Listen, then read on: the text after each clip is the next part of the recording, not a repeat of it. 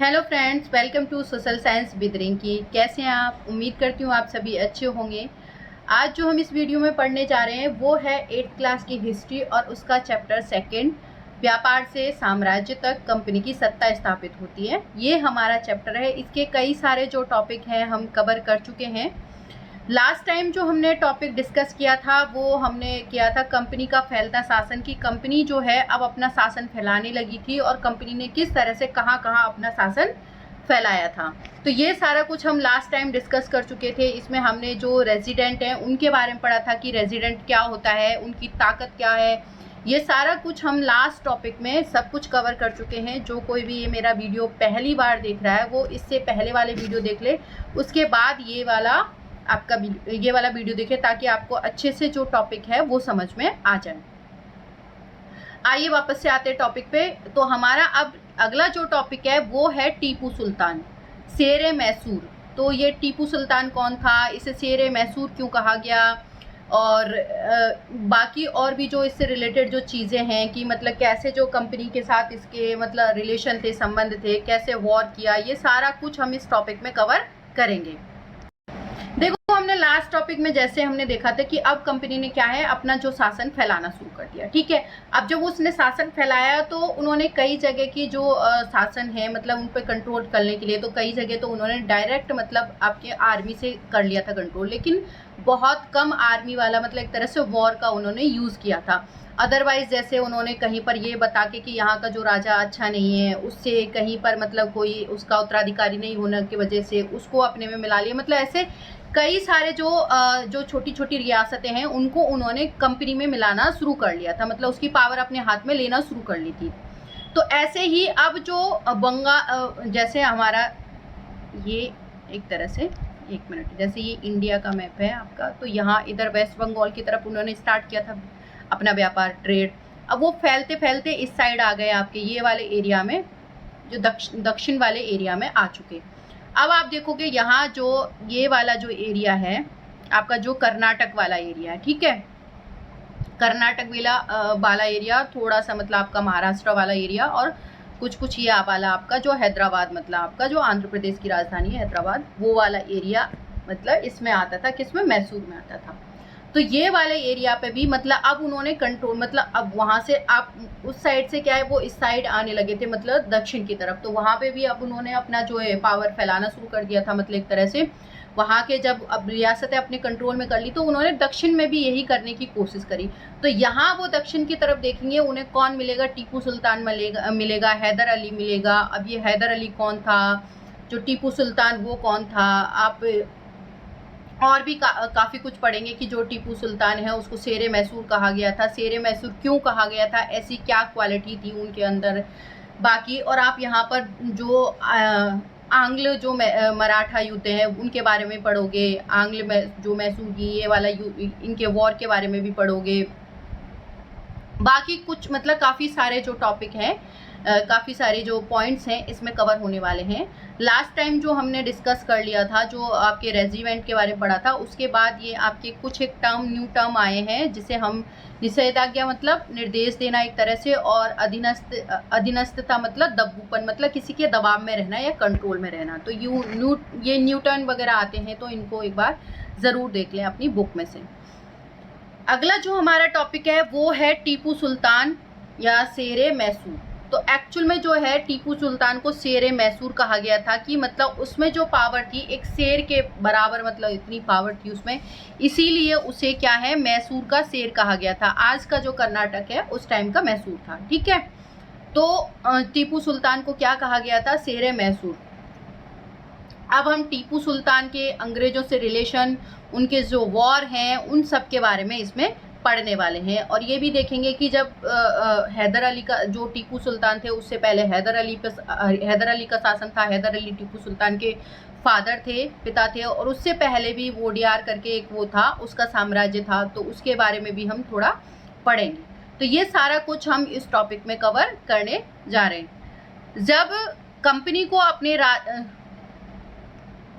जब कंपनी को अपने राजनीतिक और आर्थिक हितों पर खतरा दिखाई दिया तो कंपनी ने प्रत्यक्ष कंपनी ने प्रत्यक्ष सैनिक टकराव का भी अपनाया। कि देखो जब अब तक क्या है कंपनी को मतलब जैसे उन्होंने अपने रेजिडेंट तैनात किए थे मतलब अलग अलग रियासतों में, उससे क्या है वो रेजिडेंट उन पे राजाओं पे नज़र रखता था और जैसे ही उसकी वीकनेस उनको पकड़ में, क्योंकि वो ऑब्जर्व करता था चीज़ों को, उन्हें पता था कि ये वीकनेस है वहाँ की, तो वैसे ही उसका फ़ायदा उठा करके और वो अपने में उस स्टेट को मिला लेते थे। किसी स्टेट को तो वही कहते थे कि राजा का मतलब कुशासन है या ठीक से राजा शासन कर नहीं पा रहा, योग्य नहीं है, कहीं पर ये कह के कि यहाँ उत्तराधिकारी नहीं है, ये कह के अपने में मिला लिया जाता था। तो ऐसे ये रेजिडेंट है ना एक तरह से निगरानी रखने का काम करते थे। और सोचो इसका पे भी किसको करना पड़ रहा था, इंडियंस जो रियासतों के जो राजा थे उनको करना पड़ रहा था। लास्ट जो टॉपिक हमने डिस्कस किया था उसमें मैंने ये सारा कुछ डिटेल बताया, आप वो वीडियो देख लेना, क्योंकि अभी मैं वापस से वो सारी चीज़ें बताऊंगी तो ऐसा होगा ना कि मतलब ये टॉपिक छूट जाएगा और वो वापस से टॉपिक आ जाएगा। तो आप वो वीडियो देखोगे तो उसमें है।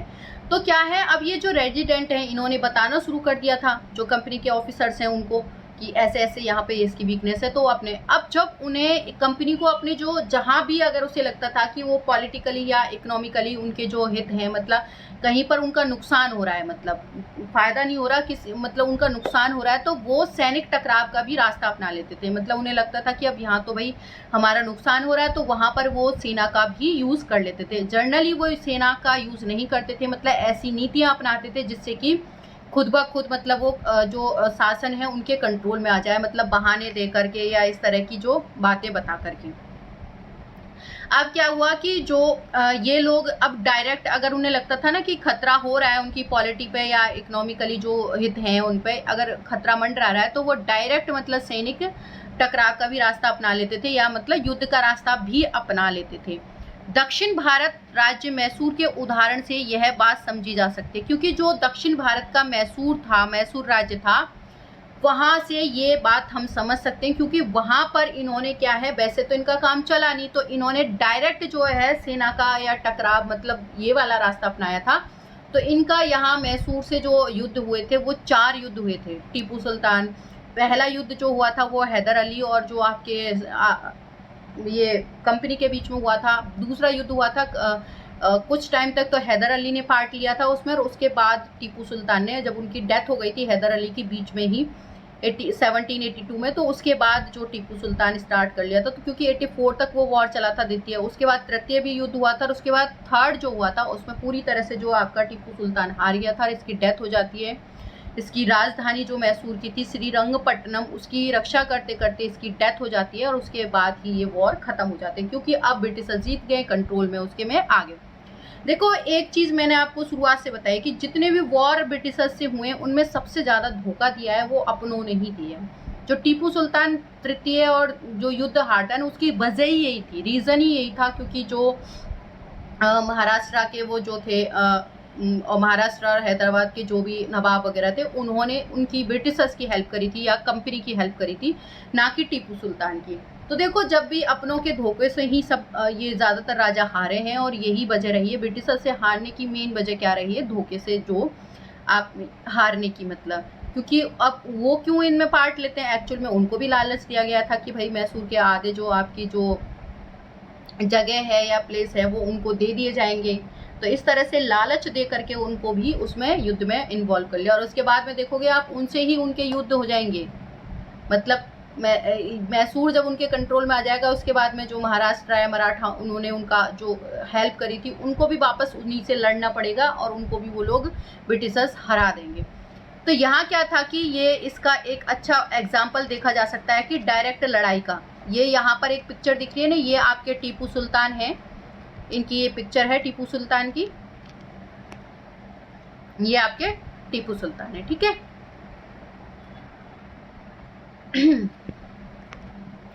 हैदर अली, अब जो हैदर अली कौन थे, टीपू सुल्तान के फादर। तो इनका शासनकाल कब से कब तक रहा, 1761 से 1782 तक इनका शासन रहा और इनकी डेथ हो जाती है 82 में किसी बीमारी की वजह से, शायद कैंसर रहा था इनको, तो उससे इनकी डेथ हो जाती है बीच में, वॉर के बीच में। उनके विख्यात पुत्र टीपू सुल्तान का शासनकाल 1782 से 1799 तक था। मतलब जो हैदर अली था उनका शासन तो था 1761 से 1782 और जो टीपू सुल्तान थे उनका शासन कब से था, 1782 से 1799 तक इनका शासन रहा था। और ये इनके विख्यात पुत्र इसलिए कहा गए थे क्योंकि ये बहुत फेमस थे, और खास करके इनकी जो तलवार थी उसकी बहुत मतलब चर्चा किया जाता है, मतलब डिस्कशन किया जाता है, बहुत अच्छी थी इनकी तरह, अच्छी क्वालिटी की उसकी बनी हुई थी। जैसे शक्तिशाली शासकों के नेतृत्व में मैसूर काफी ताकतवर हो चुका था, कि मतलब जब टीपू सुल्तान जिस टाइम मतलब मैसूर के शासक थे, या जब मैसूर पर शासन कर रहे थे, उस टाइम जो मैसूर है काफी शक्तिशाली मतलब बन गया था, काफी ताकतवर बन गया था। अब देखो जब ताकतवर बनेगा तो अंग्रेजों को तो दिक्कत होगी होगी, वो तो ये सोचते थे कि उनसे ज्यादा ताकतवर कोई बने ही ना, तो ऑब्वियस सी बात है अब वो क्या करेंगे, ऑब्जेक्शन उठाएंगे, वॉर करेंगे बार बार, तो ये 4 बार वॉर होंगे इनसे। अब मालाबार तट पर होने वाला व्यापार मैसूर रियासत के नियंत्रण में था। देखो जैसे हमने ये इंडिया देखा, ठीक है, तो यहाँ आपने देखा कि ये आपका कर्नाटक वाला एरिया जो है मैसूर है, ठीक है, आज का कर्नाटक आपका ये मैसूर है, तो ये वाला जो तट है ये मालाबार तट कहा जाता था, और जो भी बिजनेस होता था वो यहीं से होता था, मैसूर के इसके मालाबार के तट से होता था, ठीक है। तो मालाबार के तट से होने वाला व्यापार मैसूर रियासत के नियंत्रण में। अब वो जब मालाबार के तट से होगा, यहाँ से बिजनेस होगा, तो ऑब्वियस सी बात है कंट्रोल किसका होगा, यहाँ पर मैसूर का होगा, अगर ब्रिटिशर्स यहाँ से व्यापार करेंगे तो।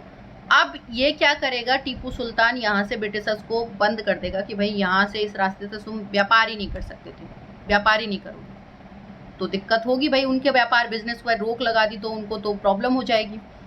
रियासत के नियंत्रण में जहां से कंपनी काली मिर्च और इलायची खरीदती थी। ये लोग क्या करते थे, जो कंपनी थी वो यहाँ से क्या, एक तो काली मिर्च और इलायची दोनों चीज खरीदती थी। आपने देखा होगा ना कि केरला साइड और इधर आप देखोगे कि आपके जो गरम मसाले बहुत अच्छे मिलते हैं, तो यहाँ पे वही बात आ रही है कि यहाँ पर काली मिर्च खरीदते थे ये लोग यहाँ से दक्षिण इस मालाबार तट से, और यही काली और इलायची भी खरीदते थे और इसका ये बिजनेस करते थे। 1785 में अब क्या हुआ, 1782 में टीपू सुल्तान वो बना था, राजा बना था, शासक बना था। उससे पहले भी जो हैदर अली से भी इनके रिलेशन अच्छे नहीं थे, उसका एक और वजह थी कि जो ब्रिटिशर्स के जो रिलेशन हैदर अली से नहीं थे, उनसे वॉर भी हुआ था हैदर अली का, पहला फर्स्ट वर्ल्ड वॉर नहीं, पहला जो मैसूर युद्ध हुआ था, आंग्ल मैसूर युद्ध, तो उसमें हैदर अली के साथ इनका युद्ध हुआ था। उसके बाद मतलब जो इनके रिलेशन जो थे फ्रेंच जो जैसे मैंने शुरुआत में चैप्टर स्टार्ट किया था तो मैंने कहा और भी कंपनी आई है, तो पुर्तगीज आए थे, डच आए, फ्रांसीसी आए, ऐसे और भी जो कंपनी आई थी। तो जो टीपू सुल्तान थे उनका रिलेशन जो फ्रेंचों से, हैदर अली इनका फ्रेंचों से अच्छा था, तो ये उनकी वजह से भी, तो कहते हैं ना कि दुश्मन का दुश्मन दोस्त होता है, तो वही सेम मतलब ब्रिटिशर्स में, इनमें फ्रांसीसियों में बनती नहीं थी। क्यों? क्योंकि बिजनेस दोनों ही करना चाहते थे, कंपटीशन बढ़ रहा था, तो एक दूसरे को हरा रहे थे ये युद्ध में। तो ये जब इनके फ्रेंड है तो ऑब्वियस ही बात है उनको फेवर करेंगे। अब वो कहेंगे कि भाई तुम हेल्प करना बंद कर दो, ब्रिटिशर्स की मतलब ऐसे रोक लगा दो उनके व्यापार पे। तो ये क्या करेंगे, 1785 में जो टीपू सुल्तान था उसने अपनी रियासत में पड़ने वाले बंदरगाहों से चंदन की लकड़ी, काली मिर्च और इलायची का निर्यात रोक दिया। कि भाई टीपू सुल्तान ने कह दिया कि जो मेरे इलाके में आ रहा है बंदरगाह, उससे ना तो चंदन की लकड़ी का व्यापार होगा, ना काली मिर्च का होगा, और ना ही आपकी इलायची का निर्यात किया जाएगा। मतलब यहाँ से कुछ लाया ले जाया नहीं जाएगा। ब्रिटिशर्स के लिए बोल दिया उन्होंने कि भाई तुम यहाँ से कोई व्यापार नहीं कर सकते, यहाँ से कुछ भी मतलब निर्यात नहीं कर सकते। सुल्तान ने स्थानीय सौदागरों को भी कंपनी के साथ कारोबार करने से रोक दिया। उसने मतलब खुद ने तो मना कर दिया कि आप लोग यहाँ से बिजनेस नहीं कर सकते, और उन्होंने जो वहाँ के लोकल लोग थे उनसे भी मना कर दिया कि भाई यहाँ से जो स्थानीय जो सौदागर थे, जो उनको मतलब कंपनी को सामान बेचते थे या कुछ जो भी था, उनसे भी मना कर दिया कि आप भी इनके साथ बिजनेस नहीं करोगे। टीपू सुल्तान ने भारत में रहने वाले फ्रांसीसी व्यापारियों से घनिष्ठ संबंध विकसित किए थे। मतलब उनके जो भारत में रहने वाले फ्रांसीसी व्यापारी थे, ट्रेडर्स थे, उनसे उनका अच्छा रिलेशन था या उनसे अच्छे संबंध विकसित किए थे, और उनकी मदद से ही वो सेना का क्या कर रहे थे, आधुनिकीकरण कर रहे थे। और उन्हीं की हेल्प से, मतलब फ्रांसीसियों की हेल्प से ही वो जो आर्मी थी टीपू सुल्तान, वो अपनी आर्मी का क्या है, आधुनिकीकरण कर रहे थे कि किस तरह से आज के टाइम में जो आर्म्स है वो यूज़ किए जाएंगे, हथियार, मतलब उनको क्या क्या होना चाहिए, क्योंकि जो ब्रिटिशर्स हैं उनसे लड़ने के लिए आपको आपकी आर्मी को मॉडर्न करना पड़ेगा, उनका आधुनिकीकरण तो करना पड़ेगा, मॉडर्नाइजेशन तो करना पड़ेगा कि भाई वो तो आपके तोप और गोलों के लिए तैयार है, तुम तलवार लेके बैठ जाओ तो ऑब्वियस सी बात है हार ही जाओगे। क्योंकि आप जब युग आपका जब तोपों का और गोला बारूदों का है तो आप तलवार से तो उस जगह लड़ नहीं सकते। तो ऑब्वियस सी बात है, तो इसने भी अपनी जो आर्मी थी या जो सेना थी उसका आधुनिकरण करना शुरू कर दिया था। किन की हेल्प से? इनकी हेल्प कौन कर रहे थे? फ्रांसीसी कर रहे थे। यहाँ ये पिक्चर टीपू सुल्तान की, ये तो आपको दिखाई दे रही है। यहाँ एक और पिक्चर है, देखो ये आपकी है ना, ये जब सेकंड युद्ध हुआ था, जो आंग्ल मैसूर युद्ध हुआ था, उस टाइम की है ये पिक्चर। इसमें आपको ये दिख रहे होंगे ये दो बच्चे, ये एक्चुअल में कौन है? टीपू सुल्तान के बच्चे हैं। तो जो सेकंड युद्ध हुआ था उसमें तो इतना ज़्यादा कोई फ़र्क नहीं पड़ा था, मतलब ना तो जो ब्रिटिशर्स नहीं जीते थे, लेकिन जो थर्ड आपका युद्ध हुआ था, वॉर हुआ था, उसमें क्या था कि आपका जो ये ब्रिटिशर्स थे, इन्होंने इनका मतलब जैसे युद्ध हुआ था तो उनको कुछ मतलब जुर्माना वगैरह लगाया था कि इतने पे मतलब टीपू सुल्तान को पे करना पड़ेगा। तो जब ये पे करने की बात आई थी तो नहीं कर पाए टीपू सुल्तान, तो उनके बच्चों को क्या है, बंदी बना लिया था ब्रिटिशर्स ने, कि मतलब उनको अपने पास रखा था कि जब तक मतलब पैसा पे नहीं करेंगे तब तक आप बच्चों को नहीं लेके जाओगे, मतलब आपके बच्चे हमारे पास रहेंगे। ठीक है, तो ये पिक्चर वो है, इसको थोड़ा बाद में देखेंगे। सुल्तान ने इन कदमों से अंग्रेजों को आग बबूला कर दिया। भाई तुम अंग्रेजों से कह रहे हो कि तुम यहाँ से बिजनेस नहीं करोगे, और तुम यहाँ से मतलब और वहाँ के लोगों को भी कह दिया कि इनके साथ तुम बिजनेस नहीं करोगे, सीधा सीधा खुले में तुम उनसे कह रहे हो। तो ऑब्वियस सी बात है, अगर मेरा व्यापार कोई ठप्प करेगा तो ऑब्वियस सी बात है मुझे गुस्सा आएगी। तो ऐसा ही अंग्रेजों के साथ हुआ कि भाई इसने तो अभी से मतलब आया, इसने ये सारी चीज़ें स्टार्ट कर दी, मतलब वो आग बबूला हो गया कि ऐसे कैसे हमारे बिजनेस को ये ठप्प कर सकता है।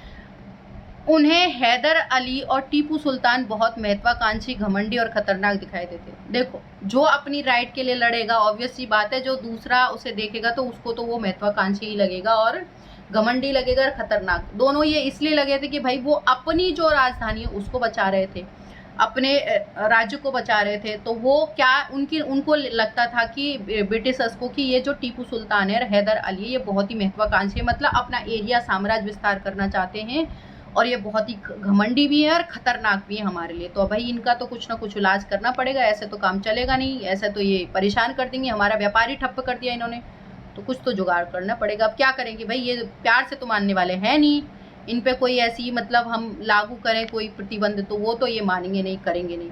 तो क्या करें, ऐसा कुछ करें जिससे कि ये अब तो डायरेक्ट इनसे वॉर ही करना पड़ेगा, युद्ध ही करना पड़ेगा। तो ये क्या करते हैं, युद्ध करते हैं।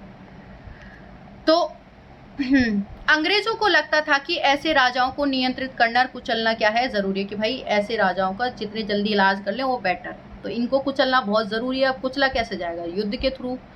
तो फलस्वरूप मैसूर के साथ अंग्रेजों की 4 बार जंग हुई थी। जो मैसूर था उसके साथ अंग्रेजों के कितने 4 वॉर हुए थे या 4 बार युद्ध हुआ था। अब जंग कौन कौन सी थी 4 वो देखते हैं। मुख्य 4 जंगें हुई थी। एक थी 1767 से 1759, मतलब 1767 से लेकर 1769 का वॉर हुआ था। ये किन के बीच में हुआ था, ये हुआ था हैदर अली और आपके ब्रिटिशर्स कंपनी के बीच में हुआ था, क्योंकि इसमें जो इस टाइम तक कौन था, हैदर अली ही शासक था। ठीक है, उसके बाद अगला जो सेकंड आंग्ल मैसूर युद्ध हुआ था वो हुआ था 1780 से लेके और 84 के बीच। और इस युद्ध में क्या था कि जो 82 तक तो आपके कौन, हैदर अली रहेंगे, और 82 के बाद 82 में आपने देखा उनकी डेथ हो जाती है। तो उसके बाद जो शासन की बागडोर है वो किसके हाथ में चली जाती है, टीपू सुल्तान के हाथ में चली जाती है। तो इसको आधे टाइम तक वॉर तो उनके फादर ने लड़ा था, और उसके बाद आधा उनके जो टीपू सुल्तान ने लड़ा था। फिर उसके बाद तृतीय, तो ये 2 युद्ध में, इसमें तो पहले में तो ब्रिटिशर्स हार जाते हैं, मतलब कंपनी हार जाती है बुरी तरह से। दूसरे में मतलब ज़्यादा कुछ नहीं फर्क पड़ता, मतलब इक्वल सा ही होता है, ना ज़्यादा कोई हार, मतलब एक तरह से मतलब क्लैरिफाई नहीं होता कि हार और जीत किसकी हुई थी, मतलब कोई कंक्लूजन नहीं निकलता है, मतलब पूरी ठीक से क्लियरली। उसके बाद तीसरा जो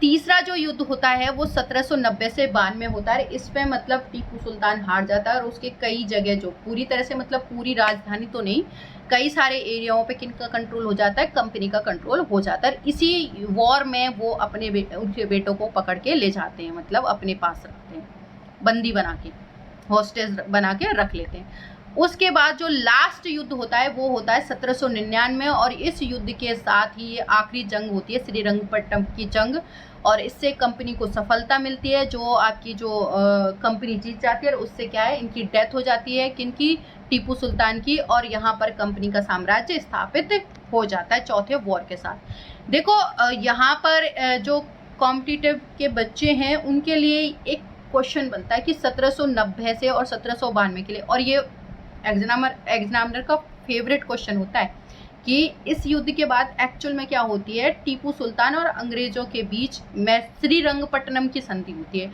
तो आप हमेशा मतलब वो कंफ्यूज कर देता है, क्योंकि 1799 में श्रीरंगपट्टनम का युद्ध हुआ था, वॉर हुई थी, आखिरी जंग, लेकिन उससे पहले जो हुआ था श्रीरंगपट्टनम की वो हुई थी, संधि हुई थी, मतलब उसको लेकर के। तो ये कंफ्यूजिंग वाला क्वेश्चन पूछ लिया जाता है कि श्रीरंगपट्टनम की संधि कब हुई थी, इस तरह से कई बार क्वेश्चन पूछ लिया जाता है।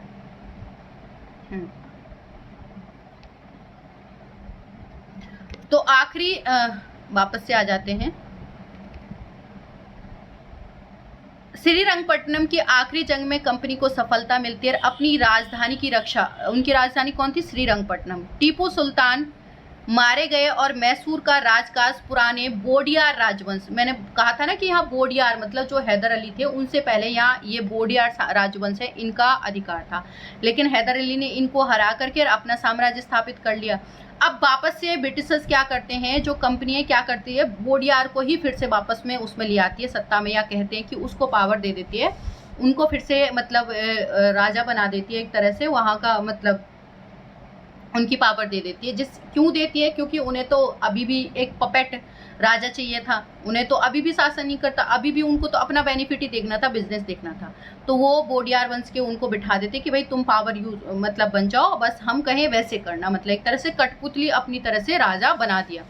राजवंश के हाथों में सौंप दिया गया और इसके बाद मैसूर पर जो है एक सहायक संधि भी थोप दी गई थी, कई संधियां थोप दी गई कि भाई ये तुम्हें करना पड़ेगा। अब ये हम पढ़ लेते हैं, ये वाली पिक्चर जो मैंने आपको बताया था वही है, स्टोरी है, बट फिर भी एक बार रीड कर लेते हैं। मैंने कहा था ना कि एनसीईआरटी की लाइन टू लाइन पढ़ना बहुत ज़रूरी है। बहुत सारे टर्म्स हैं या बहुत सारी इतनी अच्छी इन्फॉर्मेशन है जो छूट जाती है जब हम छोड़ देते हैं, तो उसको सोचते हैं कि अच्छा ये पिक्चर के बारे में तो लिख रखा होगा और क्या होगा, चलो छोड़ देते हैं। नहीं, बिल्कुल नहीं छोड़ना, जो है वो सारा पढ़ना है। टीपू सुल्तान के बेटों को बंधक के रूप में कॉर्नवालिस के सामने पेश किया गया था। उस टाइम नवाब कौन थे? कॉर्नवालिस, ठीक है, लॉर्ड कॉर्नवालिस। तो उनके सामने पेश किया गया था। डेनियल आर्म द्वारा ये चित्रित किया गया है। डेनियल जो आर्म थे उन्होंने ये पिक्चर को बनाया गया था 1793 में, ठीक है।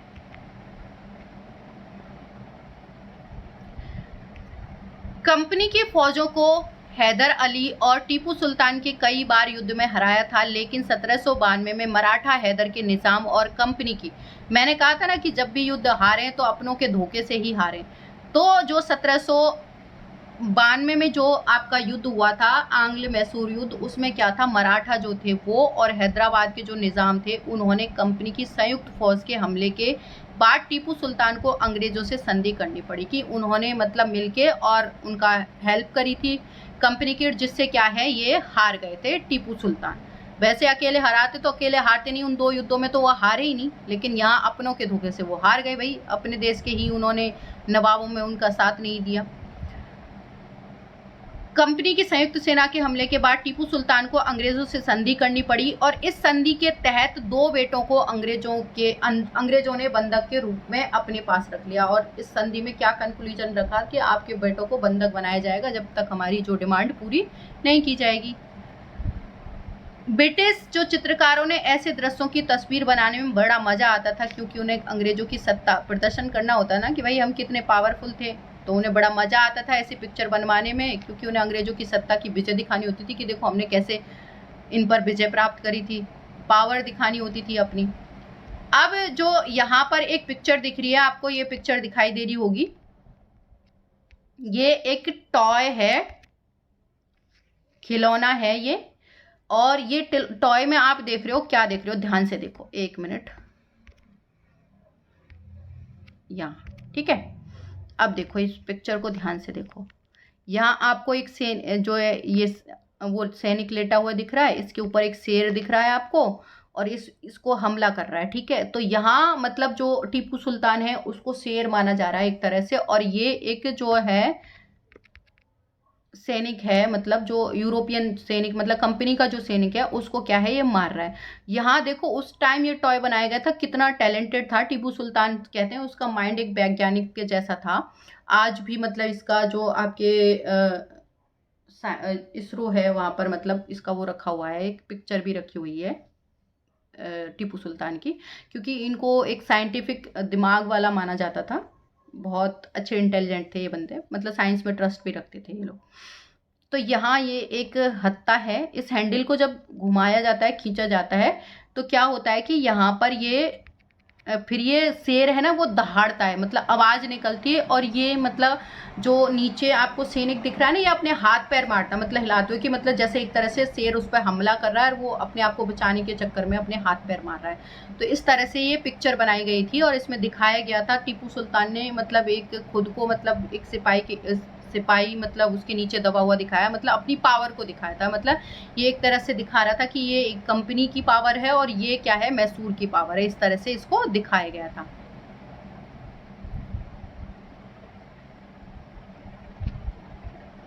पढ़ लेते हैं इसके बारे में। टीपू का खिलौना शेर। यह टीपू के विशालकाय मशीन खिलौने की तस्वीर है, जिसमें यह नकली शेर, मतलब शेर तो नकली है, यूरोपीय सिपाहियों को दबाए हुए, एक यूरोपीय सिपाही है उसको दबाए हुए, जब इसका हैंडल घुमाया जाता है तो नकली शेर दहाड़ता है, कि जब मैंने कहा था ना ये वाला इसका हैंडल जब घुमाया जाता है तो नकली शेर दहाड़ता है, सिपाही के भीतर से क्या है, चीखें, आवाजें निकलने लगती है, आवाज आती है। अब ये खिलौना आप पूछोगे कहाँ है भाई, ले गए थे ब्रिटिशर्स, बहुत सारी चीजें ले गए हमारी, इस खिलौने को भी ले गए, जबकि देख रहे हो इसमें ये दिखाया जा रहा है कि जो एक ब्रिटिशर्स है उसको हराया जा रहा है, फिर भी इसको उठाकर ले गए। तो ये इस टॉय को ले गए, और ये शेर लंदन में जो स्थित है विक्टोरिया एंड एल्बर्ट जो म्यूजियम है उसमें रखा हुआ है, मतलब इसको यहाँ से हमारे इस टॉय को भी ले गए, कुछ छोड़ा नहीं इन्होंने। वैसे 4 मई 1799 में जब अपनी राजधानी श्रीरंगपट्टनम की रक्षा करते हुए टीपू सुल्तान की मृत्यु हो गई थी, तो इस खिलौनों को भी वो अपने साथ ले गए, कि जब 4 मई 1799 में जो लास्ट वॉर हुई थी, श्रीरंगपट्टनम का युद्ध हुआ था, उसमें ही ये क्या है, इस खिलौने को मतलब विजय प्राप्त करते या टीपू सुल्तान के मरने के बाद ये अपने साथ ले गए। टीपू सुल्तान के बारे में कुछ कहानियां हैं, छवियां हैं। राजाओं की छवि अक्सर जनश्रुतियों से ही जानी जाती है, क्योंकि मतलब राजाओं के बारे में ज़्यादातर हमें मतलब लोगों की जनश्रुतियाँ होती है, लोगों के द्वारा जो बातें कही गई उनसे ही हम जानते हैं कि कैसा उस टाइम का राजा रहा होगा। प्रचलित किस्सों में उनकी ताकत का खूब यशगान किया जाता है, कि मतलब जो पुरानी कहानियां हैं उनमें जो टीपू सुल्तान है उसका काफ़ी यशगान किया जाता है। 1782 में मैसूर के राजा बने टीपू सुल्तान के बारे में कहा जाता है कि एक बार वे फ्रांसीसी दोस्त के साथ, कि उनके बारे में कहा जाता है कि एक बार वो अपने फ्रांसीसी दोस्त के साथ कहाँ से शिकार पे गए थे, तो शिकार खेलने गए थे, वहाँ एक शेर उनके सामने आ गया, उनकी बंदूक के जब वो शेर सामने आया था तो उनकी बंदूक ने मौके पर उनका साथ नहीं दिया, मतलब उनकी गन चली नहीं होगी। अब भाई शेर सामने आ गया, गन नहीं चल रही, तो ऑब्वियस सी बात है हम जैसे तो क्या है, डर के मारे भाग जाएंगे या वहीं बेहोश हो जाएंगे। तो उन्होंने क्या किया, और साथ नहीं दिया, कटार भी उनकी ज़मीन पे गिर गई, और मतलब उनके जो साथ कटार वटार भी रखते थे वो भी ज़मीन पे गिर गई। फिर भी टीपू ने निहत्ते ही शेर का मुकाबला किया। अब आप सोचो एक इंसान शेर से लड़ रहा है तो सोचो वो कितना ताकतवर होगा, मतलब कटार भी गिर गई, गन भी मतलब उन्होंने भी साथ नहीं दिया। तो अब क्या ऑप्शन, हम जैसों के लिए तो ये भागना या मर जाना, मतलब वहीं पे बेहोश होना जैसा ऑप्शन बचता है, लेकिन उन्होंने हिम्मत नहीं हारी और उससे निहत्ते ही मतलब बिना हथियार के ही शेर से मुकाबला किया उन्होंने। अब भाई मुकाबला करेंगे तो क्या होगा, हरा देंगे शेर को। और आखिरकार कटार उठा ली, और अंत में उन्होंने कटार उठा ली और अंत में उन्होंने शेर को मार गिराया। इसी बात से उन्हें शेर मैसूर कहा जाने लगा। इन्हीं उनके राजसी झंडे पर भी शेर की तस्वीर होती थी कि, और तब से ये घटना जब बताई गई थी या जब घटना ये हुई थी उसके बाद से उन्हें शेर मैसूर कहा जाने लगा। और उनके झंडे पर भी मतलब एक शेर की पिक्चर होती थी कि भाई ये तो शेर मैसूर है, मतलब इसने तो शेर तक को हरा दिया। तो ये था हमारे मराठा और आपके जो टीपू सुल्तान हैं उसके बीच के जो जितने वॉर वगैरह हुए थे, हमारे 4 वॉर हुए थे, इम्पोर्टेंट हुए थे, किस तरह से मतलब उन्होंने लास्ट टाइम तक अपनी राजधानी को बचाए रखने की कोशिश करी, कैसे वो हारे, क्या रीजन से वो हारे, ये सारा कुछ हम इस टॉपिक में देख चुके हैं। अगला जो हमारा टॉपिक होगा अब वो मराठों पे बात आएगी। भाई मराठों ने जब अंग्रेजों का साथ देके उनको हरवा दिया मैसूर को, जब टीपू सुल्तान को, तो अब मराठों को क्या छोड़ थोड़ी ना देंगे ब्रिटिशर्स। भाई जब उनको किनारा कर दिया तो जाहिर सी बात है वो मराठों से भी उनको भी हराएंगे, उनको भी हटाएंगे।